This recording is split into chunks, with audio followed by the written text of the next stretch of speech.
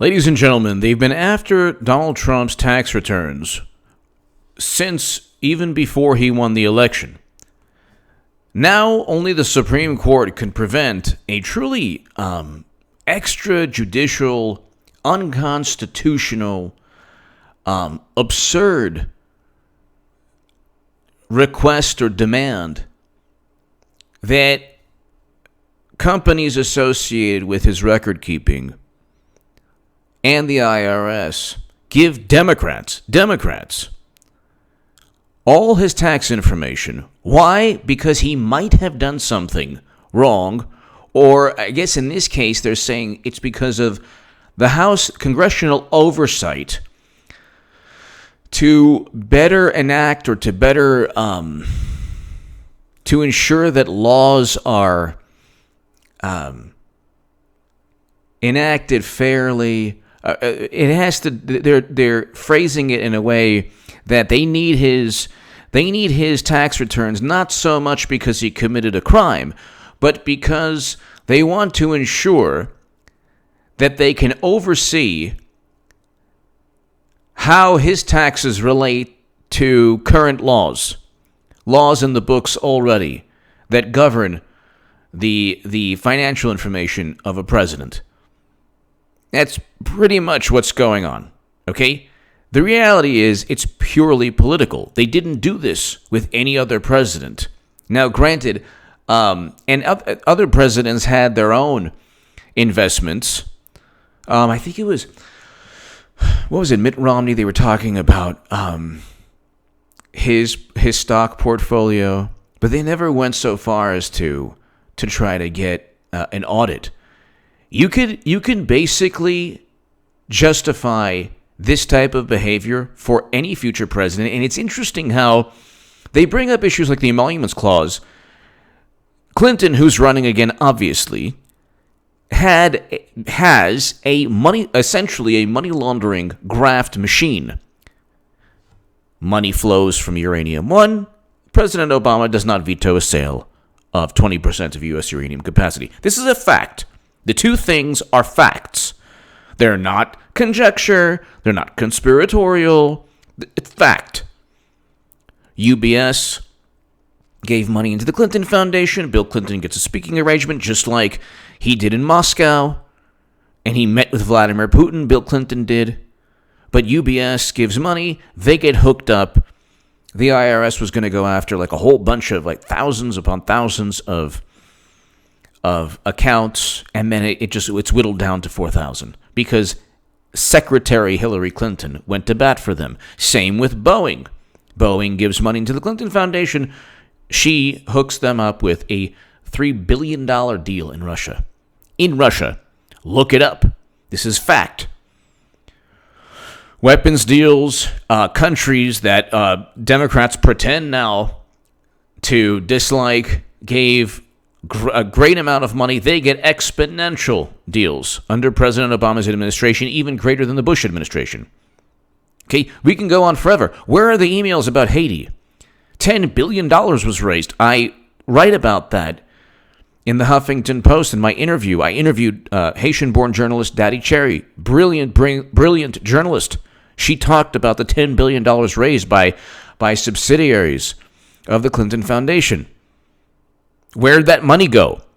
So, I mean, it's just unbelievable. So the Supreme Court is going to eventually, NBC News says, well, Supreme Court unlikely to help Trump keep his taxes from prosecutors. Why would prosecutors need his taxes? He's not even accused of anything.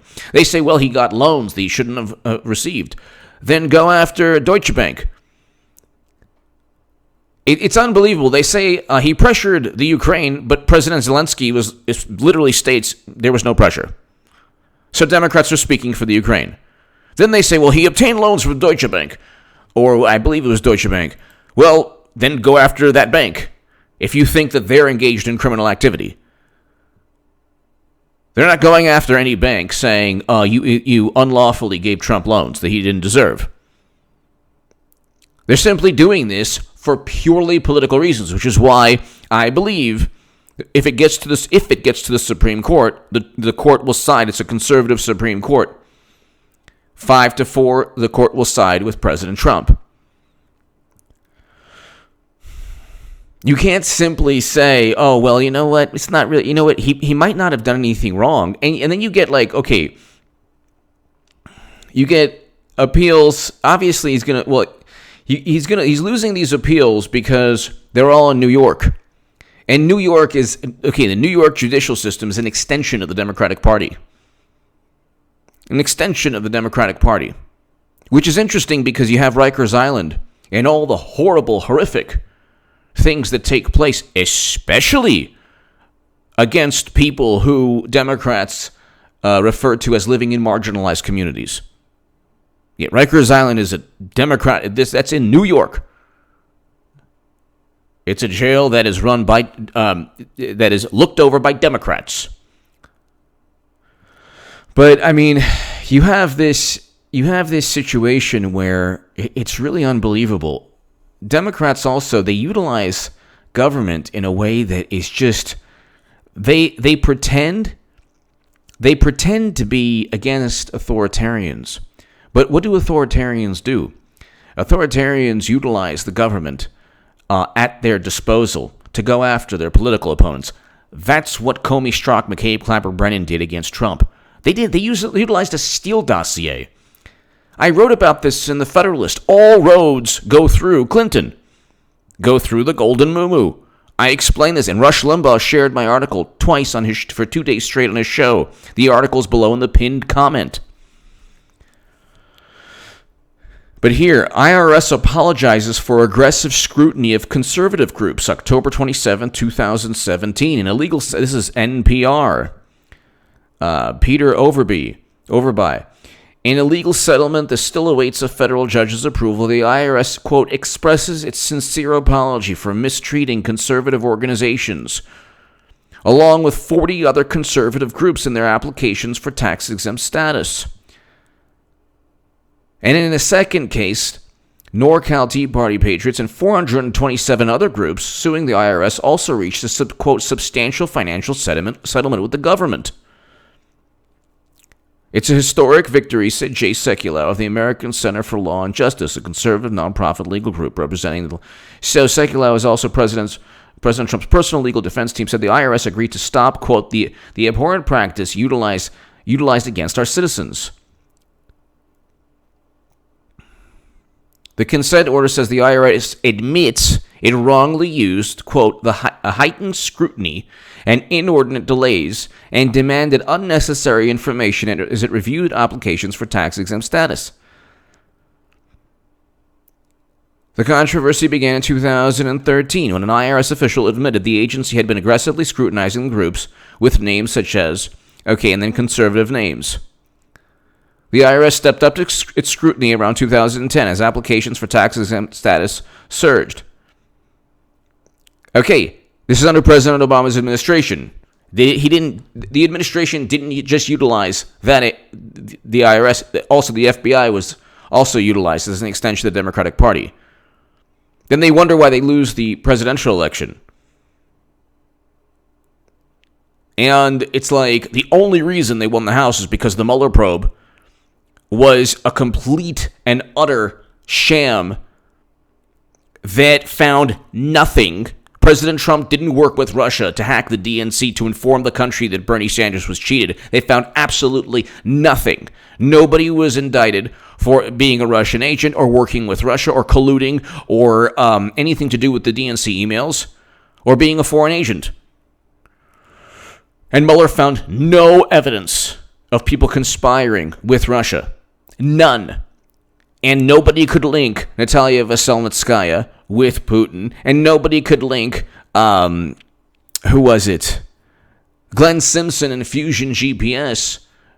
Mueller didn't even know who they were, allegedly. Which, of course, he's lying. The Steele dossier was purchased by Trump's direct political rival, compiled with help from foreign sources. So, if it goes to the Supreme Court and it's outside, I mean, these appeals are the latest appeal that Trump lost was, I mean, he had won, and then they overturned. So you know, Trump Organization accountants, they're saying, well, it's it's his organizations, it's not him, it's not himself. It's like they're going after.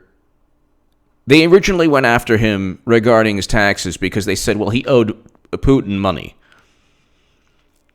Then the whole thing, there's a criminal probe that John Durham and William Barr are waging, which I can help them. 18 U.S. Code 371. It's in my Federalist article below in the pinned comment and also in the description. But a federal appeals court in New York on Monday ordered the release of, of course, New York in every way is like, it's really unbelievable also because it's like you have New York and D.C. They're cities that revolve around the Democratic Party establishment and media. And they haven't accepted, Democrats have not accepted the election. So they're going to try every single chance they can to undermine the president, to disparage, to try to remove. They're going to impeach him for no reason. They don't even need a reason. And it's going to backfire and fail. But see, the thing is, just like the Mueller probe, they'll find some, fantasy that they can fall back on. Well, you can indict a sitting president. Yes, you can. Clinton broke rules, in addition to laws, broke rules and regulations all the time. So did James Comey. So did the entire FBI. They're like, whatever. So you mean to tell me that Mueller, if he found that Trump was actually paying Russian hackers, he wouldn't have indicted Trump? You mean to tell me if he had checks from Trump and letters saying, please hack the DNC to go after my direct political rival? Of course he would have. They found nothing, so then they fell back on, it's protocol. Well, then there was nothing that stated. There was nothing in the original memo that Rod Rosenstein wrote that stated that Trump couldn't be indicted. In fact, they were talking about Trump getting indicted up until Mueller found nothing. Then they had to explain why they couldn't go after Trump. But it's unbelievable. It's like Democrats didn't have a problem with the Clinton Foundation, which, by the way, apparently was under criminal investigation because that's what Andrew McCabe leaked to the Wall Street Journal. What happened to that criminal investigation? Very likely, almost certainly still going on. But the emoluments clause there that's not a problem because it's a buffer between Democrats live in their own fantasy world where the Clintons are just average normal people. Hillary doesn't really want to run.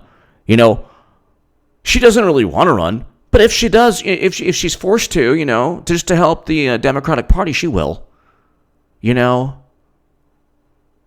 She doesn't want to, but if you can't win in swing states, what are you going to do? If Warren can't win in swing states because Trump defeats Warren, Biden, and Bernie Sanders in swing states, so what are they going to do? Plus, they have no money. Why do you think Warren is there? To split Bernie Sanders's, to ensure that Bernie can't get to a certain, to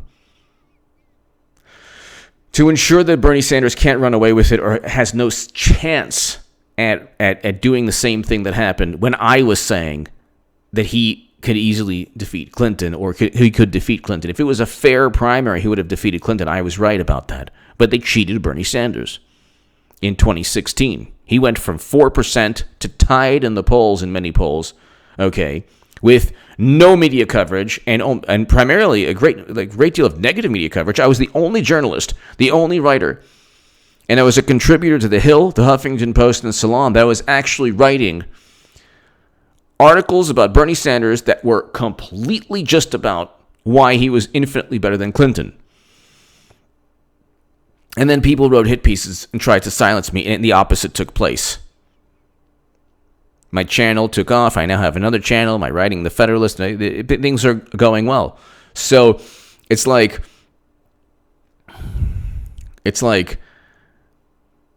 And then I write in the 2017 in the Huffington Post, the articles below, Clinton 2020 is a reality. Get ready for 8 years of Trump. Do not ever think that because she'll lose again, and she will, that it matters to the Democratic Party. It's very lucrative to have Clinton run.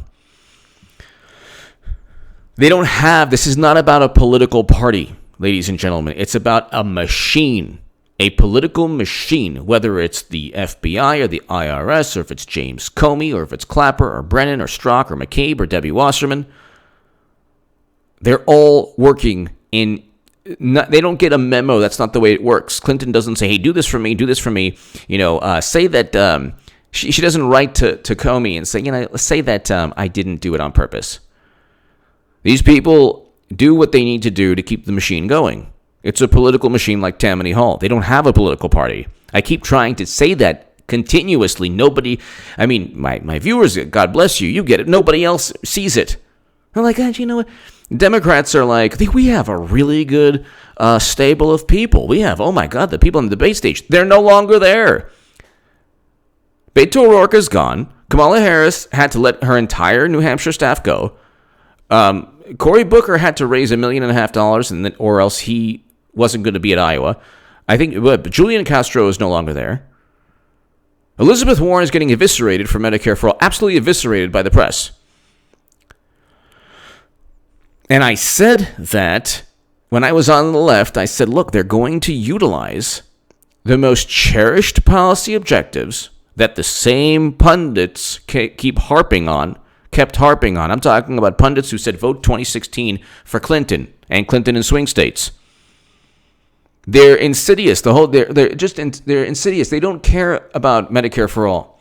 They know that when push comes to shove, when they're on the goal line, when it's the last couple minutes, when it's 2-minute warning, they're going to jettison, put Medicare for all and Green New Deal. They're not going to talk about that stuff. They'll just be, they'll have the Max Boot and Bill Kristol foreign policy, and they'll get the people who don't like Trump will be even more rabid, and they'll focus on his personality, and they'll say that the country is unraveling, and they can't win on the merits, so then they have to go and they engage in hyperbole and conjecture. Oh my God, the country is unraveling. No, it's not. No, it's not. Your foothold on political influence is unraveling. That's why you talk about the country and democracy. You're going to vote for Clinton again.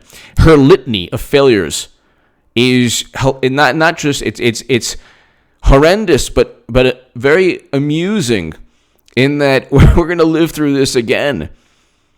And what they're going to try to do is they're going to say, "Oh, you're going to bring it up? No. How dare you?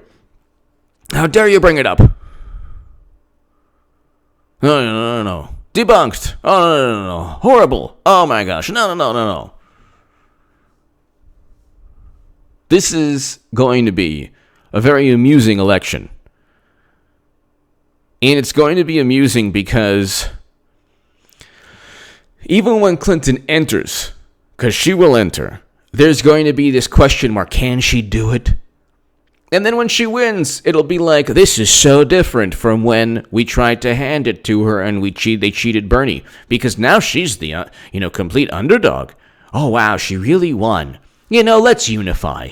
Everything's water under the bridge now. The prophecy will not be complete until Bernie, two elections in a row, endorses Clinton, who is the antithesis of everything he stands for. And no, you're not going to get to Bernie's vision with Clinton. And the reason that one of the biggest reasons I was the biggest Bernie Sanders booster on the internet, according to the Huffington Post, and the unofficial scribe of Sanders' most hardcore voters, according to the Washington Post, and that's below in the pinned comment, is because I said I'm not voting Democrat.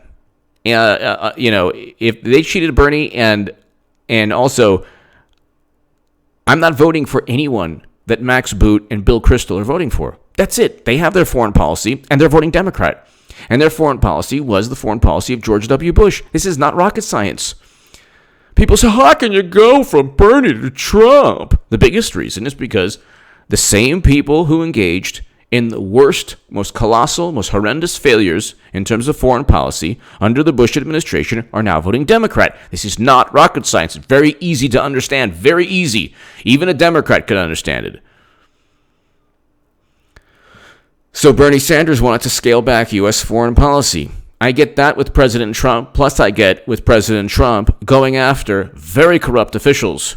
And Democrats don't care, like, oh, bro, Comey, he's a Boy Scout. No, what's the big deal? Oh my gosh, you're getting lost in the weeds. You know what, Clapper, gosh, it's just, they're all bad. But anyway, Medicare for all. It's like, no, you're not gonna get Medicare for all, A, with Clinton, B, with Comey, and C, with a foreign policy that Max Boot and Bill Kristol push.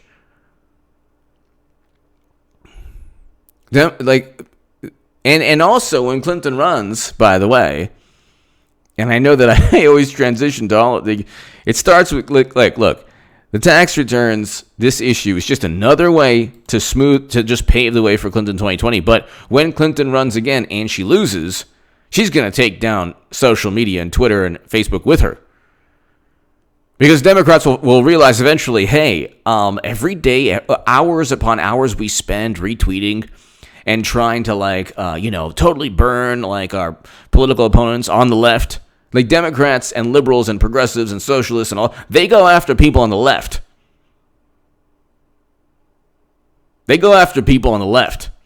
So when